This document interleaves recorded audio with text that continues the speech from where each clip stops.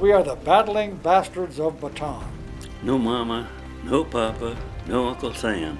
No aunts, no uncles, no cousins, no nieces. No pills, no planes, no artillery pieces. And nobody gives a damn. I guess this stems from the fact that help was on its way, but it never came, you know what I mean? Between the Betty bombers dropping and the 400 artillery pieces, there was no vegetation left undamaged on the whole island. In fact, they knew they were going to bring in landing craft and they were going to come in on the north shore of Corregidor and all the way over to Cavite. They were firing 20 miles. They had big guns. They knew exactly where they needed to knock these hills down, so the landing craft and the tanks. We happened to glance up in the sky, and here was this big B formation of flames. We thought they were our own. Thought, well, aren't they pretty? Navy sure can fly good, you know. And then somebody says, Navy, hell, those are Japs. And they came down and strafed and bombed the whole place. I did a lot of running, because I didn't think a Springfield rifle was a very good defense against a tank. He kept looking over his shoulder every now and then. He said, you know, there's something rustling in the cane field right beside me here. You know, he couldn't quite figure it out. He got his rifle, and there was a Japanese guy standing right in the cornfield, no further than you from him, you know. And when he stuck his rifle out, the barrel was only this far from the guy's stomach. And he pulled the trigger, and when that shot was fired, I ducked down to look down this way in the back of me, and I could see the fishnet on his helmet. He dropped, and when he dropped, the Japanese opened fire.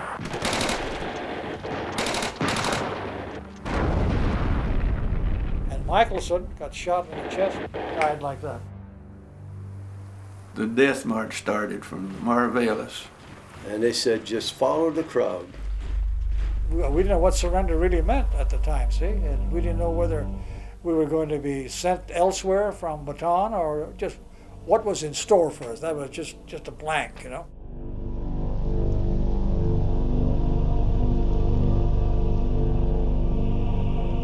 When you see men die of thirst, and when you come to the place of dying of thirst, you see, the distance of the walk was not the problem. The condition we were already in was the problem. And if you went out to get water, oftentimes you were shy.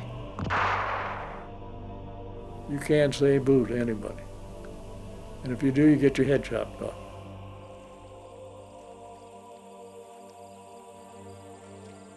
You don't get through hell, as we all went through, without having faith in God.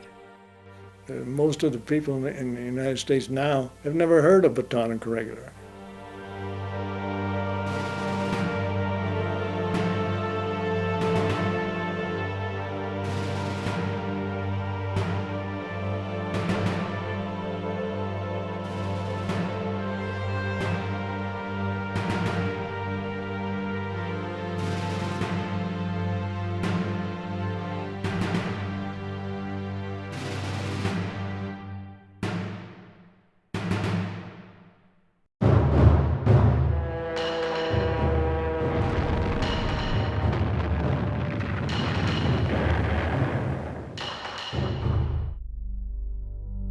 By the time Hitler was coming to power in Germany and eventually Europe, the Japanese had begun taking over the South Pacific. This left the Allies with a difficult decision. When the Japanese come in to take the Philippines, they had a timetable set. They was going to take the Philippines in 2 weeks and then go and take Australia. We had to prioritize which way to go. Either go to Europe first or go to the Pacific. Well, we held them up for 5 months there, and they didn't get to make their timetable. It gave our people time to get into Australia. So Australia was ready for them when they come that way.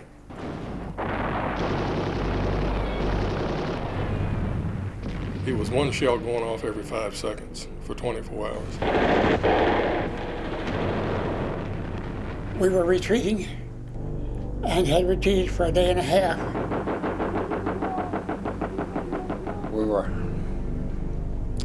running out of food and ammunition and medicine, people getting sick.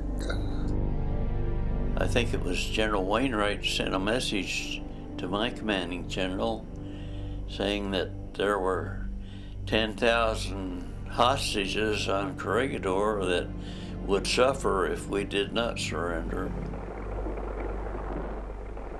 We were so weak and tired that General Wainwright knew that we couldn't operate more than a day. General King said that don't any of you soldiers ever say that you surrendered to the Japanese. Say that I surrendered you to the Japanese. So he took all the blame, and which he did.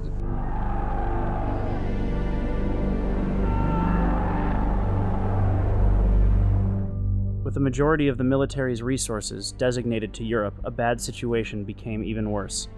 With no relief in sight and believing it would prevent the largest military slaughter in history, General Edward King decided that his ill-equipped, sick, and wounded army was no match for the Japanese.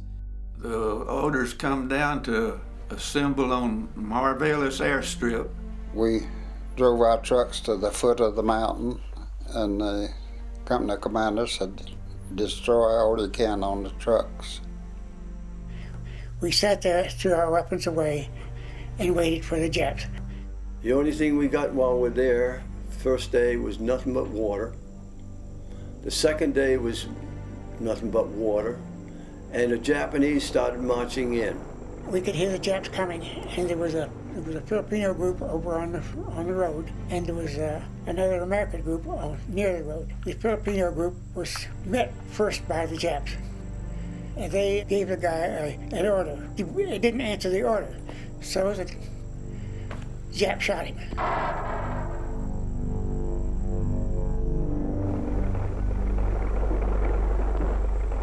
The Japanese general was in the tank surveying their prisoners in this valley area.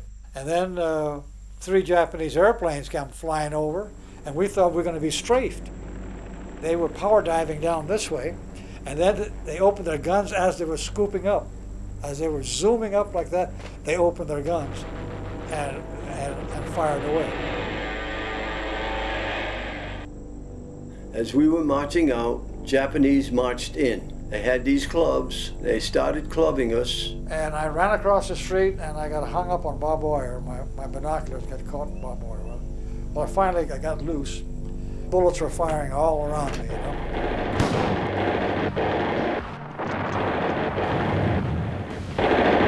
13 days, I never got out of sight of dead American soldiers.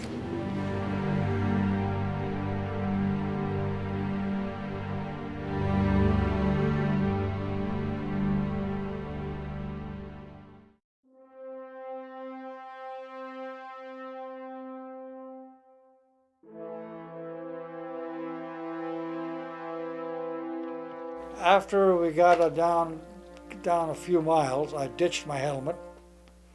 I ditched my blanket. It was getting too hot, you know what I mean? And I had my canteen, I had my mess kit. A couple of guys, I guess, died of heat prostration, fatigue, within a few miles. I was working with 2 friends from the squadron. We made it pretty well until one of them got diarrhea so bad he couldn't continue to walk, and he decided to stop on the side of the road and sit. So he sat there for 20 minutes because we couldn't carry him. At the time I had 104 fever, and I had some shoes that didn't fit me. The Japanese wouldn't let the Filipinos give us any food, and we passed artesian wells, and they wouldn't let us stop to get water. Of course, if you had your canteen cup handy and you could walk by where the water was scooting up, you could get a little water. One time I saw a slough off to the right. I made a mad dash for the slough with my canteen cup, to get some water. And I flopped on the ground and started slopping the water. And then I looked, there was a Jap behind me with a bayonet. He was looking over to my right, and he was laughing. Well, there was a carabao, a dead carabao in that slough, in the corner of that slough. And he was bloated. How long he'd been there, I have no idea. I went ahead and drank, brought water back, and gave some of it to the other two.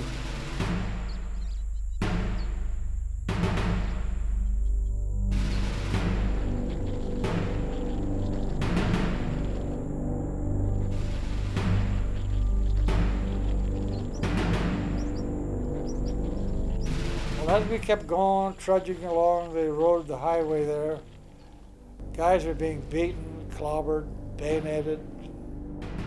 I never heard any shooting as such, initially, you know. And then the next day, this guy who had the diarrhea caught up to us. He had sat for a while and he decided that drinking water was not helping his diarrhea. It was just exacerbating it. So he joined us again, and we marched along for 2 more days, and then I got diarrhea. They insisted on me putting an arm around each shoulder and walking along with them. I couldn't keep up with them very long.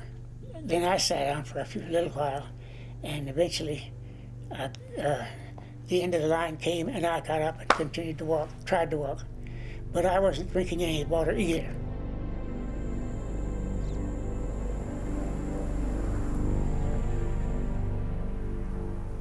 We stopped at an artesian well. They finally decided to let us have water.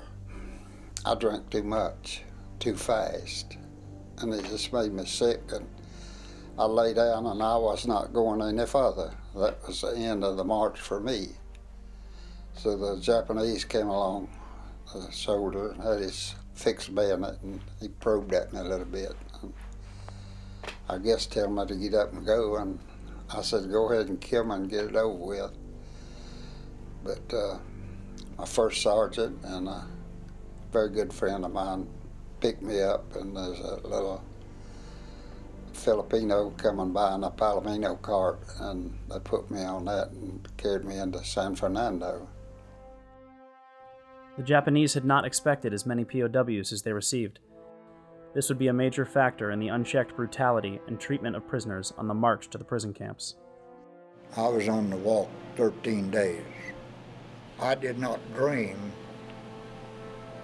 that it was going to be near as bad as it was, because had I known, I would have still been trying to get away. And we were packed in boxcars and went to Camp O'Donnell. We spent about 5 or 6 hours packed into a metal boxcar, metal roof, the sun shining. We got off of there and we went into Camp O'Donnell, and we were lined up when we got there. The Japanese commander made a little talk to us through the interpreter and told us none of their soldiers ever surrendered. They fought to the last. At O'Donnell, it's where we wound up, you know, O'Donnell. We lost many there. We lost as many at O'Donnell as we did on the walk. It must have been 10 or 15,000 of us there. Well, there was almost 100,000 on the march, including the Filipinos. So it was pretty early in the captivity. I was slapped, I was beaten, but not to the extent that a lot of prisoners were tortured, you know. I saw a lot of torture. It wasn't a pleasant experience at all.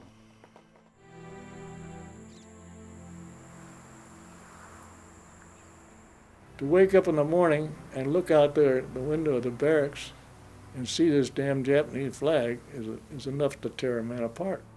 After being cooped up with the Japanese and being forced to do everything, you couldn't go out in the parade ground or cross from one building to another without saluting a Japanese soldier. Every time you saw one, if you had a cap on, you saluted. If he didn't have a cap on, he would bow. You had to bow, and I'd never bowed to nobody else, but I had to bow there with the bayonet. We were absolutely helpless to do anything about anything. All we could do with our inner man is to struggle, get some determination. We were there stranded in the Philippines and didn't have anything. We just lived as long as we could until you die.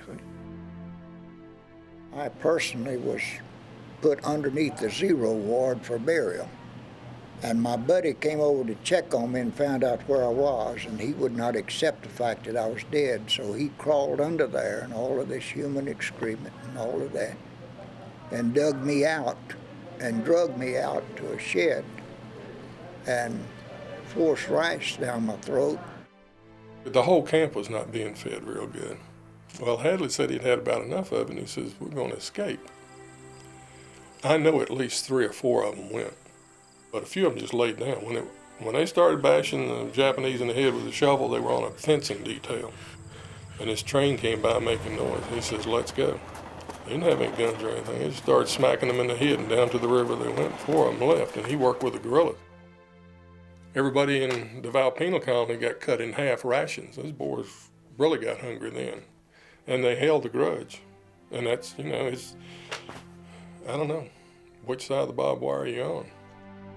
Well, maybe tomorrow this thing will be over. Tomorrow. Next week, maybe we'll be home Christmas. Maybe we'll be home next Thanksgiving. Because when you're a prisoner of war, you have no status.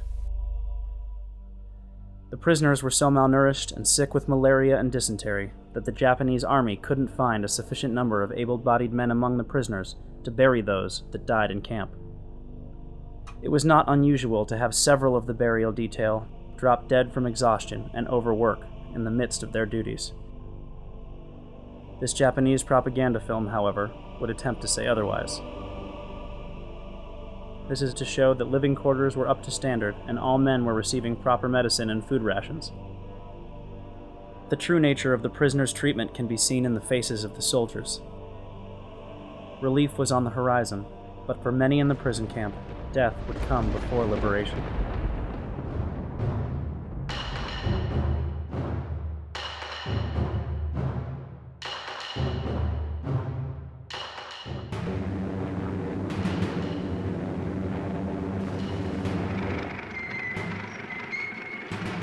Working in steel mills and working in shipyards and stuff like that, common labor for the Japanese. See, the Japanese manpower had been dwindled down, but all their soldiers are killed, say, and they didn't have much manpower left, so they drafted us more or less to go and take their place.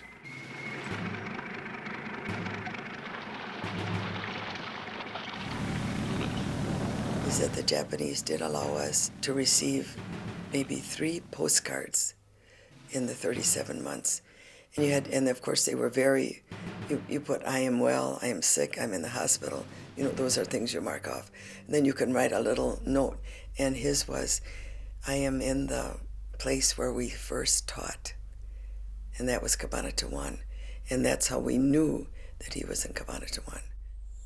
I was in Camp David for 3.5 years. I volunteered for a work detail. We went out and rebuilt a bridge, and then we went into Camp Cabanatuan, and I was there July of '43. They got up a group of 500 people to go to Japan. He was sent to Japan to do slave labor. Some of the men made it, but this ship didn't. It was sunk by our own forces by mistake. There was no markings on the ship indicating the precious cargo that it carried. And so 1,800 men drowned on October 24th, 1944. We were there when they worked in the coal mine. We were there when the atomic bomb was dropped on Nagasaki. The Manhattan Project would cost $2 billion and take 6 years to develop the atomic bomb. President Truman, in this address, warns Japan of the weapon that is about to be detonated.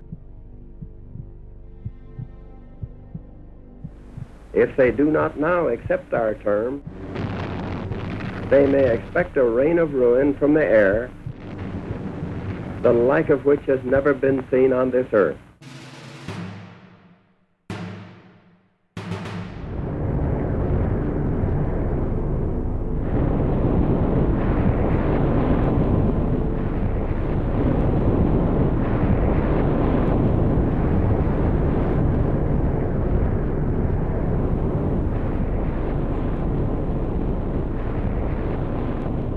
Upon witnessing the test explosions, J. Robert Oppenheimer quoted a remembered fragment from Bhagavad Gita.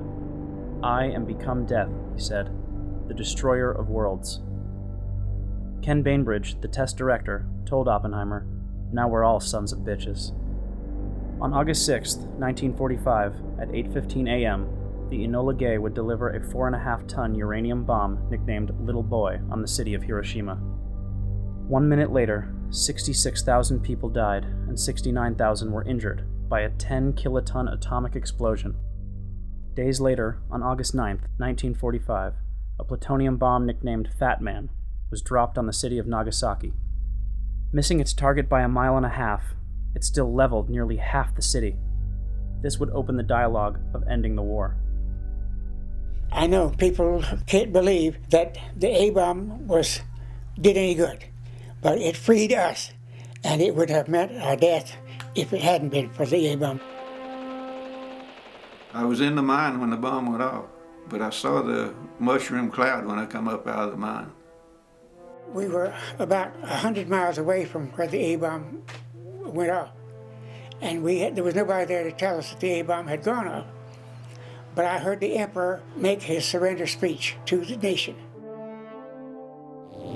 Let us pray that peace be now restored to the world, and that God will preserve it always. It was time to quit. Japan had suffered enough, that the people had suffered enough, and they had.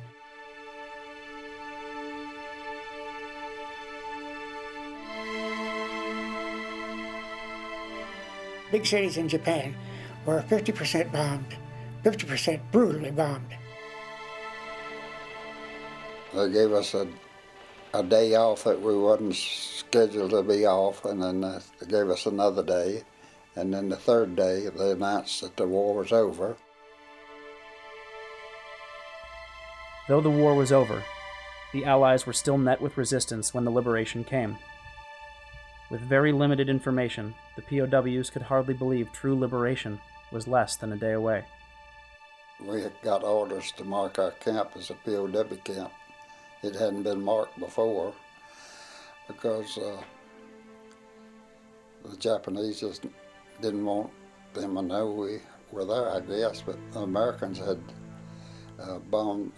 dropped incendiary bombs on our camp one time before and burned them.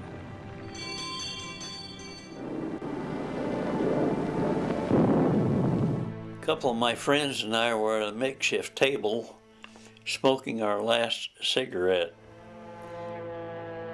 And all of a sudden we heard World War III starting over again. So I immediately thought that the Japanese were trying to execute everybody.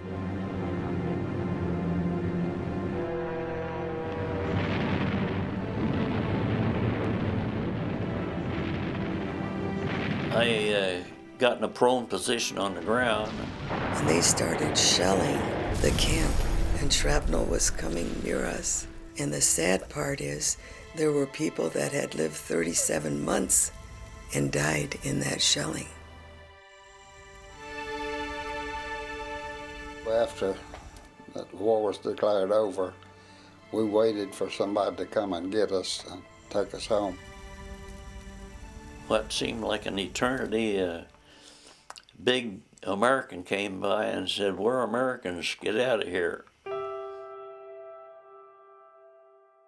We were examined by doctors, by psychologists, and you name pampered, by the nurses and other people there aboard. We were just absolutely elated, that we weren't prisoners anymore.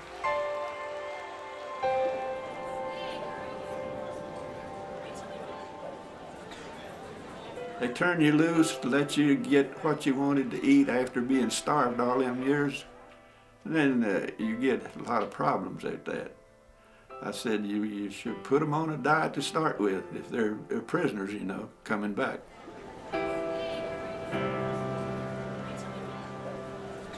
We did have one death on board ship, a little girl from a brain tumor, and they had to stop the ship and put her in a body bag and put her into the sea. And that was, I could still remember that.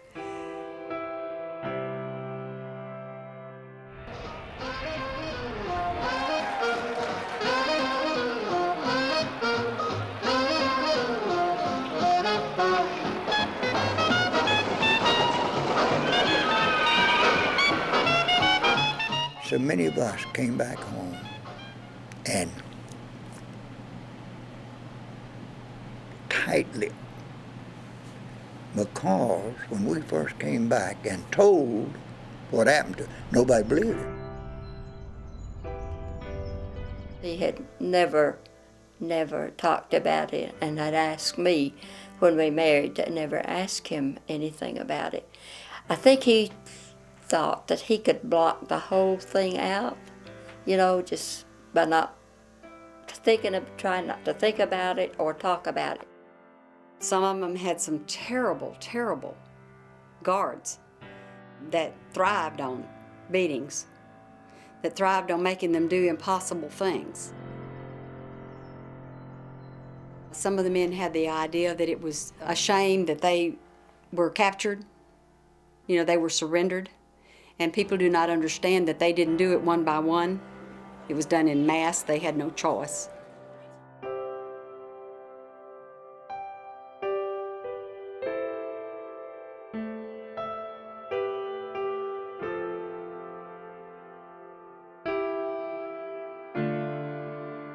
I still have my nightmares. I still have my yo-yo moods. Getting up and grabbing his gun and all that. And sometimes he would get up and hide in the closet, and I would get him out and put him back to bed. And we went through that a lot during his lifetime. I think he thought that he could block the whole thing out, just by trying not to think about it or talk about it. And I suppose, putting it all together, it helped me to understand what my husband had endured. Nobody wins a war. A bond was established between us, starting with the combat experience and then going on into the walk. It's not whether I knew this fellow on the walk. It's not whether I knew this fellow in combat. But he and I were brothers in a like experience that's unforgettable.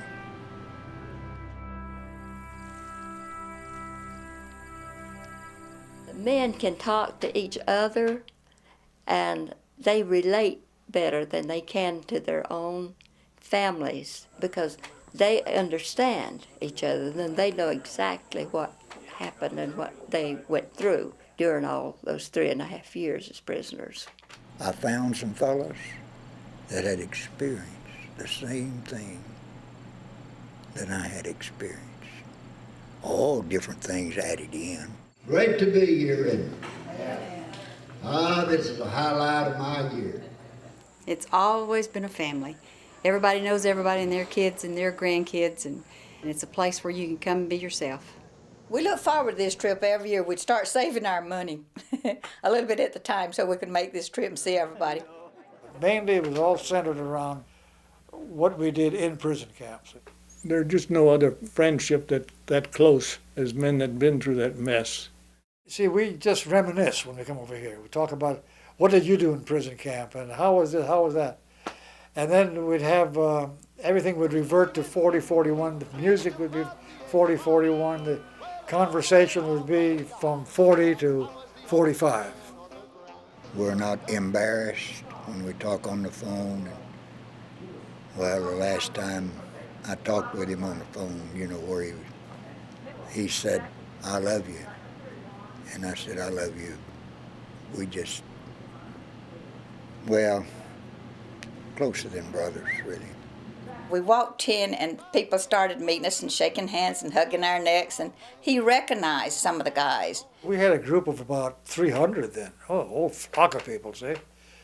Ex-POWs, their wives and their grandchildren and so forth. And eventually we brought our grandchildren with us too. And I looked at the room and I sized the room up and I said, wow, everybody looks old. After all, I knew Dick when he was 22 years old. He knew me when I was 22.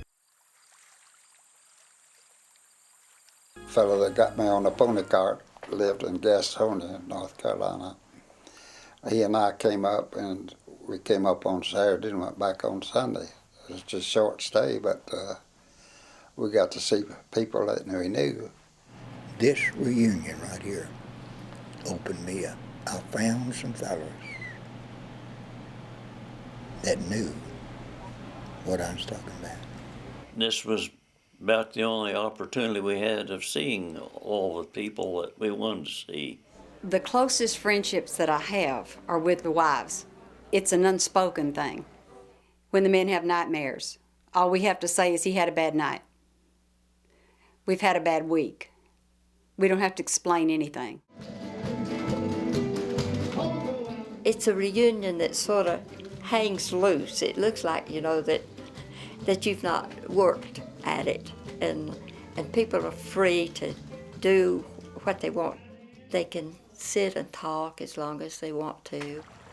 I think the natural area, you know, the trees, it just kind of lends itself to peace.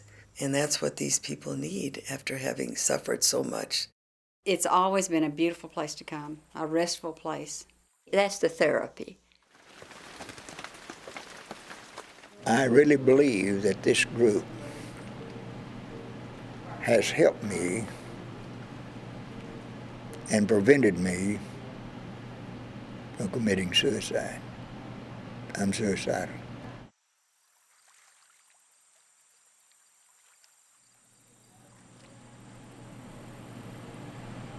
It's going to be a hard thing. This is an annual pilgrimage for me.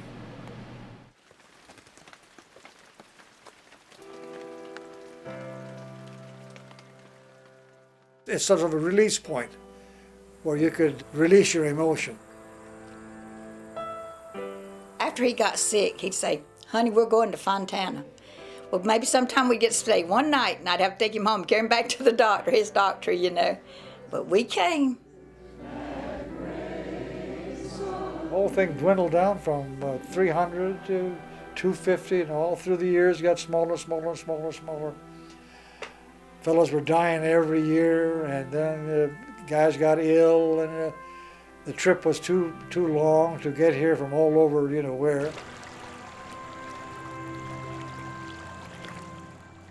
They said this would be the last one. This is something special. Many of these people we'll never see again. And we love them very much. And I will miss it. But it's time. It's time to have a finale, I think, rather than let it die. Those fellows that I fought with, they fought to hold the Japanese off long enough for America to get troops. We knew we weren't going to get troops into Australia, and they accomplished that. This is the only country in the world where a person can work and amount to something, where freedom is the thing that most of the world does not have. In fact, it's the greatest country in the world. Love a nation. That's it. Love a family. If you don't do it for them, there's not going to be any future.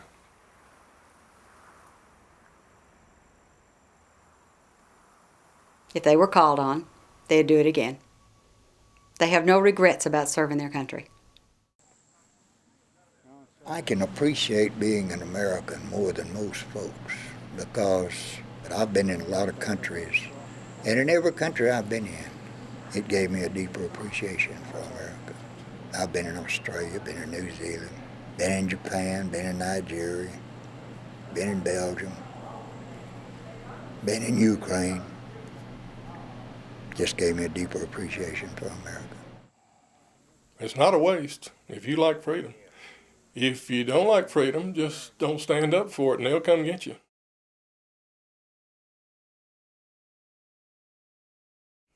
It's up to you to carry on the tradition of being an American.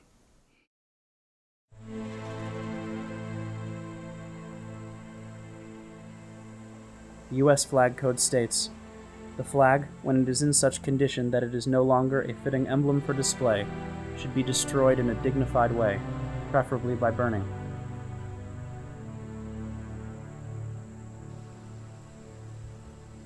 Three of the state or Commonwealth officers are to oversee the ceremony, while a 21-gun salute is issued, followed by a bugle playing taps.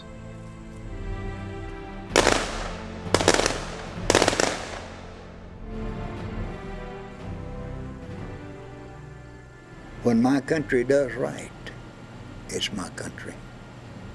I said, when my country does wrong, it's my country. And I love my country with all of my heart. And it'll always be my country.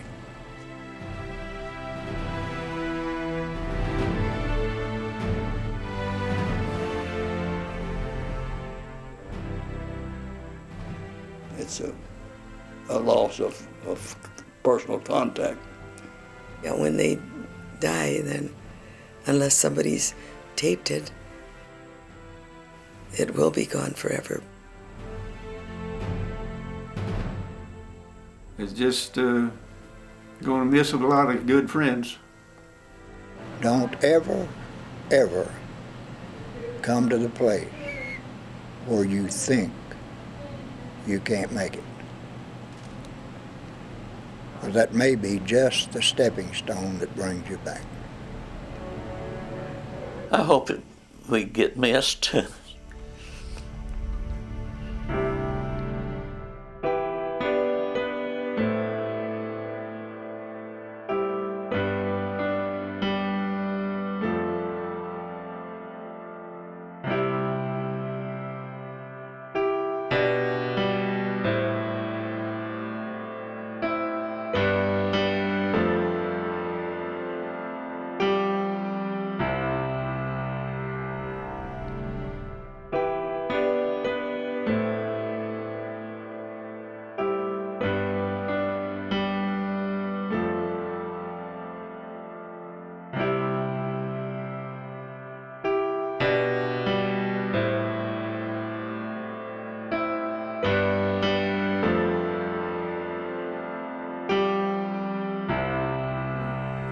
Going to miss a lot of good friends. Don't ever, ever come to the place where you think you can't make it. Or that may be just the stepping stone that brings you back. I hope we get missed.